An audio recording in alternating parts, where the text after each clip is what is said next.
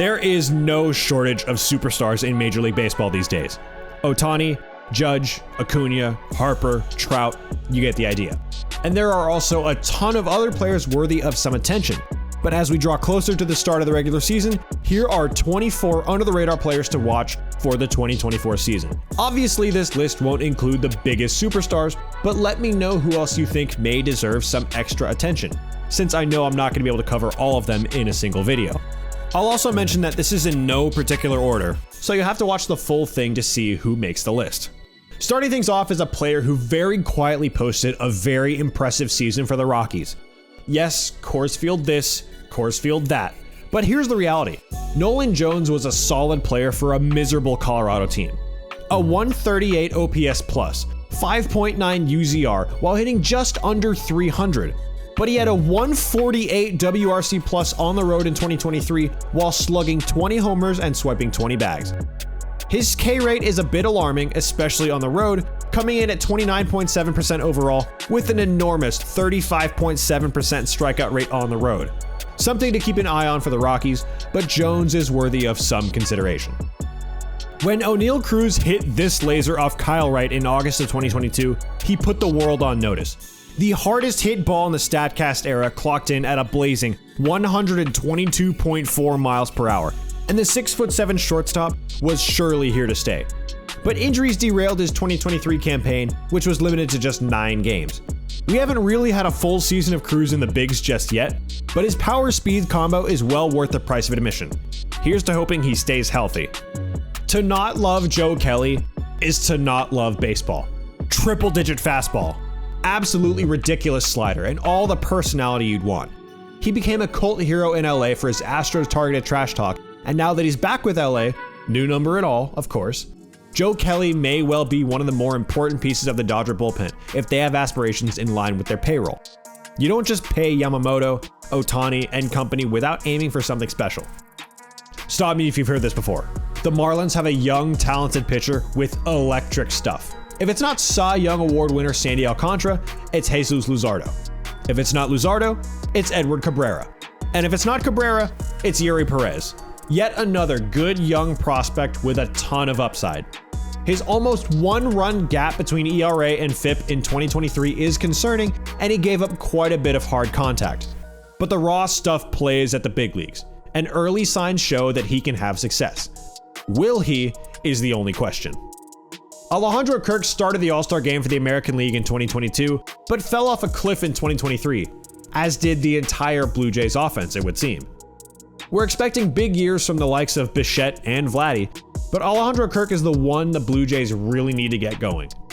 His strikeout rate is relatively low and his walk rate is pretty good, both sitting around 10%. He did miss a chunk of time, but should he stay healthy, I'd imagine Kirk will bounce back nicely from a season where his WRC plus was well below Major League average. Adam Duvall is quietly one of the most productive corner outfielders in baseball when he's healthy. He just can't stay healthy. Duvall flew out of the gates in 2023 for the Red Sox, but missed the entire month of May and played just 8 games heading into June. He's only recorded 2 100-plus RBI seasons and does strike out a fair bit, but still posted a 116 WRC plus in 92 games in 2023. He's still unsigned at the time of recording this, but the 2021 World Series champion with the Braves is a veteran option and well worthy of the attention in 2024. I've covered the A's off-field activity more extensively than anything they've done on the field, and for good reason. Oakland just doesn't have much to be happy about with their impending move to Las Vegas.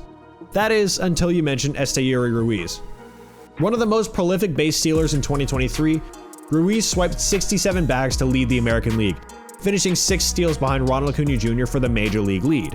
Ruiz does lack in the offensive department, clocking in with just 86 WRC plus and just a .309 on-base percentage, but anyone who swipes more than 60 bags should garner some attention, especially Oakland, who have just one last season in the Bay Area.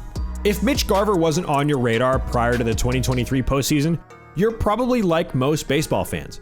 In the few years he's been in the show, Garver has really only produced 2 truly noteworthy seasons. He posted a 155 WRC plus in 2019 and a 139 WRC plus with the Twins in 2021, but really hasn't done much outside of that. But after being a big part of why Texas won the World Series in 2023, Garver signed a 2-year, $24 million contract with the Mariners, and will likely be the primary DH in Seattle. I'm honestly not sure what to make of Garver, other than the fact that Seattle is paying him to hit and potentially spell Cal Raleigh if necessary, and I don't think he's going to have a huge year, but if the Mariners have true aspirations of making it back to the postseason, he'll have to play an important role and be as productive as a career has suggested he can. From a current Mariner to a former Mariner, I joke with my roommate about the Seattle weather being a huge reason why Hernandez got off to a slow start in 2023. Through June 1st, Hernandez hit just .230 with an 83 WRC plus and a gigantic 33.8% strikeout rate. But once the weather warmed up in Seattle, Hernandez's bat caught fire and he went on to hit .272 with a 116 WRC plus, along with 17 homers and 65 RBIs through the end of the season. Though he ended up signing with the Dodgers for the 2024 season, Hernandez showed exactly the kind of form that made the Mariners trade for him in the first place. His role with the Dodgers won't be nearly as integral as it was with the Mariners, and he likely won't hit higher in the order than 7th or so. But that kind of potential in the lineup is the sort of depth that makes the Dodgers exactly as dangerous as we all think they'll be. Pasquantino remains one of the most marketable players in baseball, between the name and the social media presence, and though he plays for a team that has been busy in free agency, the Royals don't seem like they'll do much this year. That said, Pasquantino has shown he can be more than serviceable at creating runs at the major league level, posting a 136 WRC plus in 72 games in 2022. And while he missed most of the 2023 season due to injury, Pasquantino's low strikeout rate and offensive potential make him one to watch in 2024. Bryce Miller, to me, is one of the more interesting players on this list, between his team, the Mariners, and the glimpses he showed in 2023. In 25 starts last season, Miller struck out 22% of batters and had a higher ERA than FIP. Pitching in a spacious ballpark helps his case, as does pitching in one of the deepest starting staffs in baseball.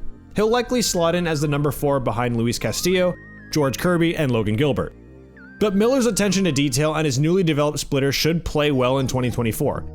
And I'm excited to see what the performance metrics say about the young Texans' potential in Seattle. When Steven Kwan got on base 19 times in his first 6 major league games, it seemed to dominate baseball media headlines. But since then, attention for Kwan has somewhat fallen off a cliff, at least anecdotally. And his stats back that up. His .710 OPS in 2023 sits below the major league average, and his WRC plus is right in the middle of the big leagues at 100. But for a guy with almost identical strikeout and walk rates, Kwan is still a very important part of any team, especially one as reliant on pitching and young talent as Cleveland. Kwan's spray chart is also particularly interesting. He's more likely to hit the ball up the middle or the other way than he is to pull it. And any good baseball mind will rave about how important that quality is for a top-of-the-order guy.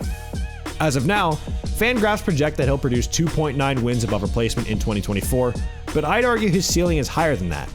He won't ever hit for much power, but you know how the saying goes for Moneyball clubs. The dude gets on base. Man, it just feels like Murphy's Law applies more for the Angels than for any other club in baseball. And when Logan Ohappy went down with a shoulder injury on April 20th, his promising season was thrown completely off the rails. In those few games he played in 2023, Ohappy posted a 153 WRC plus in 59 plate appearances, while hitting .283 with an 830 OPS. Small sample size, sure, but he definitely showed some flashes of brilliance, and the Angels will want him to do even more at the plate, with Ohtani now wearing Dodger blue. Rookie of the Year, ALCS and World Series MVP in his first season, the sky truly was the limit for Jeremy Pena in 2023. And while he actually struck out less and hit for a higher average in 2023 than 2022, Pena wasn't quite the impact player he was as a rookie. His 96 WRC plus and 2.8 F4 was a bit of a regression from his 2022 campaign, though we've all seen what he can do. I wouldn't say he's fallen off the radar, but he took quite a bit of a step back in 2023 and is definitely worth the watch in 2024. I think a lot of us are still not quite sure what to make of Riley Greene. He's still only 23, and in some limited time in the majors, he's shown some flashes of brilliance. Posting a 119 WRC plus and a 2.3 F4 in 99 games for the Tigers, Greene showed us he can be a productive hitter. But he also struck out 27.4% of the time, with a 384 batting average on balls in play in 2023. Maybe some good luck involved there. And again, he's still young, but it'll be interesting to see how his career progresses. The Tigers have made some interesting moves in the offseason, signing a handful of veteran pitchers to go along with hard-throwing lefty Tarek Skubal, but only time will tell if Greene can anchor a young Tigers lineup in a crowded division. When you post a season like Dane Dunning did in 2023, you'd probably get a bit of attention from the national baseball media. That is, unless you're teammates with Jacob deGrom, Nathan Eovaldi, and later Max Scherzer and Jordan Montgomery. Dunning was moved to the bullpen for the Rangers' postseason run, and not because he had a bad year.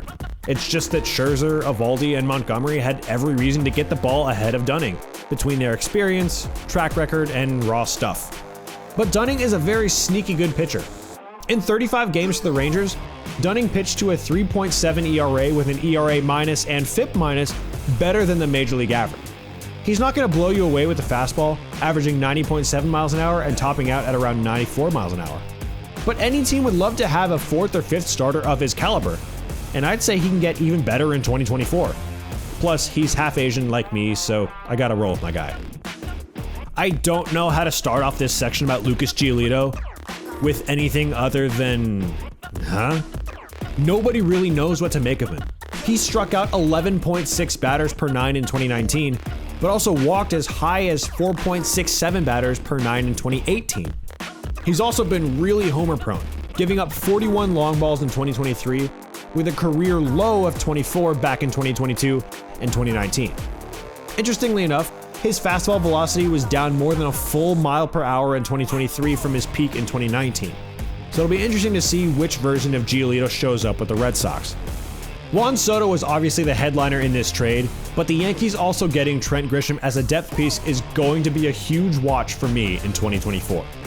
Grisham is one of the better outfield defenders in baseball, coming in at 17th in UZR since the 2021 season. He's also 10th in defensive runs saved above average, highlighting what makes him valuable for the Yankees. Juan Soto and Giancarlo Stanton aren't necessarily in the lineup for their defense, so Grisham's role late in games is going to be massive if the Yankees have any aspirations of getting back to the top of baseball's elite. You could argue that the Rangers won the Aroldis Chapman trade in the short run, but what they gave up in the long run may come back to bite them. Especially with an aging rotation of deGrom, Scherzer, and Eovaldi, giving up Cole Reagans may prove to be a huge mistake, at least in a few years. While Chapman was touched up a bit in the postseason, Texas won the whole thing, so you can't really call the trade a failure. But man, if you want absolute electricity from the left side, then Cole Reagans is your guy. With the fastball topping out at 101, Reagan's ability to get swing and miss to the tune of 10.5 Ks per nine will absolutely play. In his limited experience in the big leagues, Reagan's has already shown flashes of brilliance, and I'm excited to see how he carves up big league hitters in 2024. So this next one definitely isn't this guy's gonna be an absolute stud in 2024. But I saw him pitch in the last series of the year in 2023, and I gotta say, there's a lot of things to like about Keaton Winn. He was up there throwing an effortless 96-97, and the StatCast metrics on his splitter show some real promise. There's significantly above average drop, and the WOBA against his split is pretty low.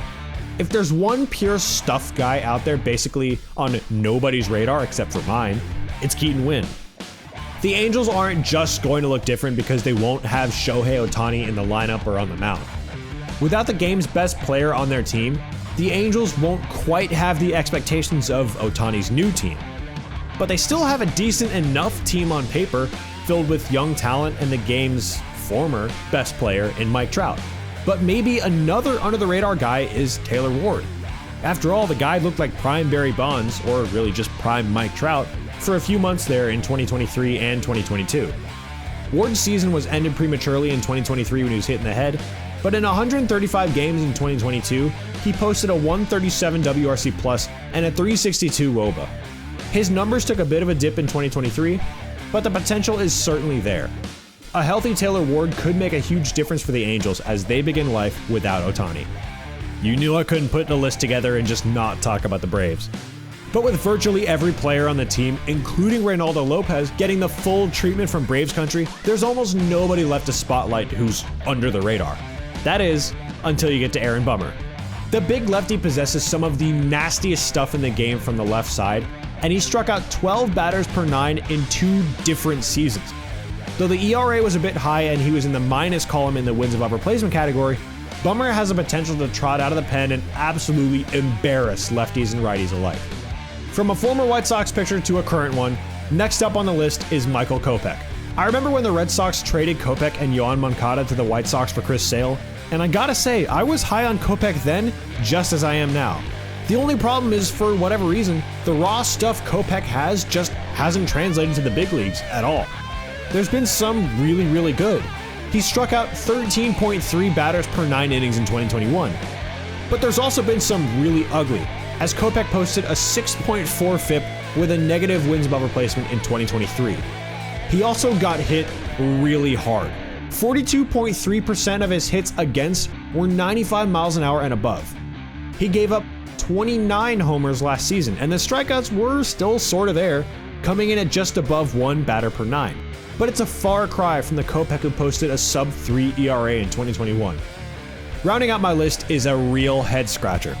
As I sit here and record this, it's February 6th, and Matt Chapman is still a free agent.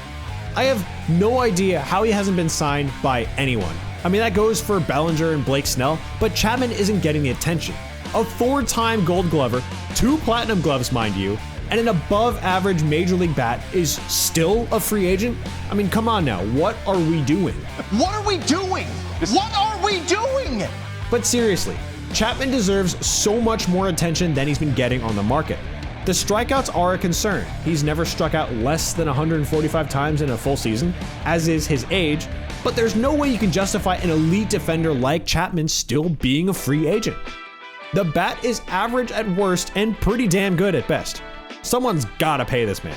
And they better do it quickly, because spring training is just weeks away. So that's the list.